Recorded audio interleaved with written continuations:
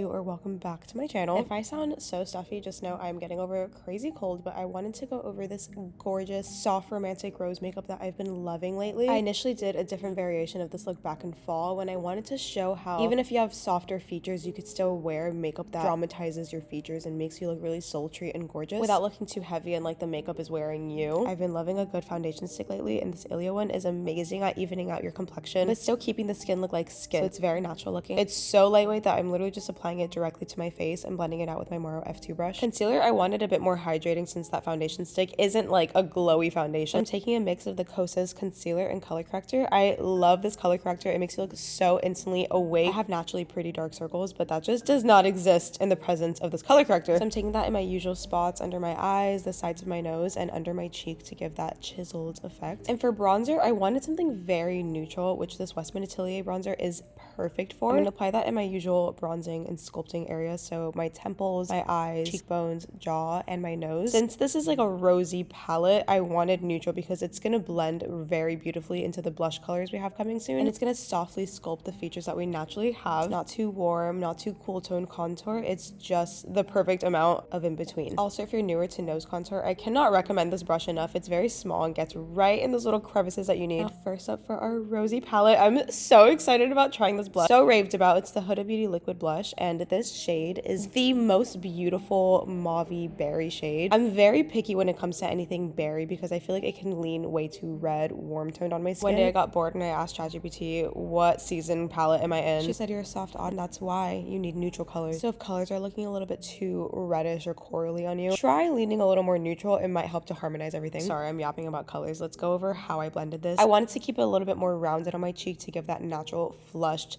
think boyfriend blush. I was kind of trying to recreate that technique, and then blending it down the bridge of my nose to create more elongation contouring.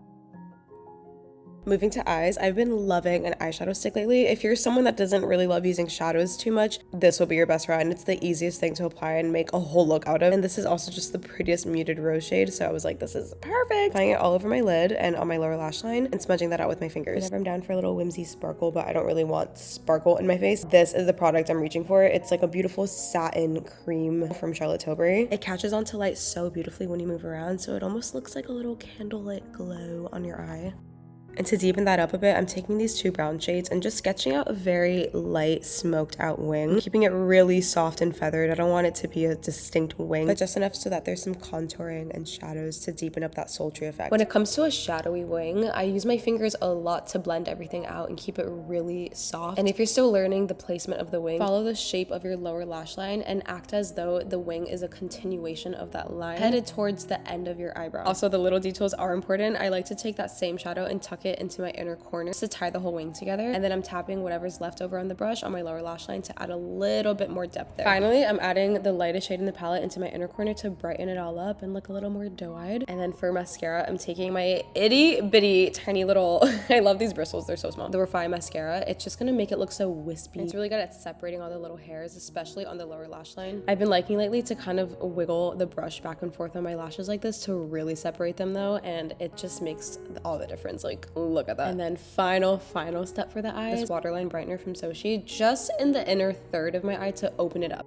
Now back to finished face, I'm taking my Laura Mercier setting powder. This is in the shade Rose, very fitting, I know. And I don't normally powder like this, but it just felt right today. I don't know, I took a big fluffy brush and I put it all over my face wherever I felt excessively oily, and it actually looked really pretty, so that was a win. And part two of my extreme excitement over trying these Huda Beauty blushes, this is the powder palette that came with the blush, and it is so beautiful. It has all those rosy berry shades. I took a mix of every shade, including the sparkly one, which is very pretty, but it's not the look I was going for this look. I was able to apply what I learned in the past when this has happened to me before by taking a very wet kind of goopy highlighter, which this Patrick Ta one is perfect for. It's gonna neutralize that chunky glitter sparkle from a highlight if you don't want that. So I applied that, and then I'm going in with my fake freckles. I've been trailing them up higher between my eyebrows lately to look extra natural, and I feel like it's just really made me look like I'm a freckle born girl. It's just so funny. I don't feel like myself without freckles. That's low-key like identity crisis. Now getting into lips, I have quite a gorgeous combo for you guys this This is the most beautiful rosy lip liner that I whipped out from the archives. I was obsessed with this in 2023. It's from a K-beauty brand called 1999 Beauty, which is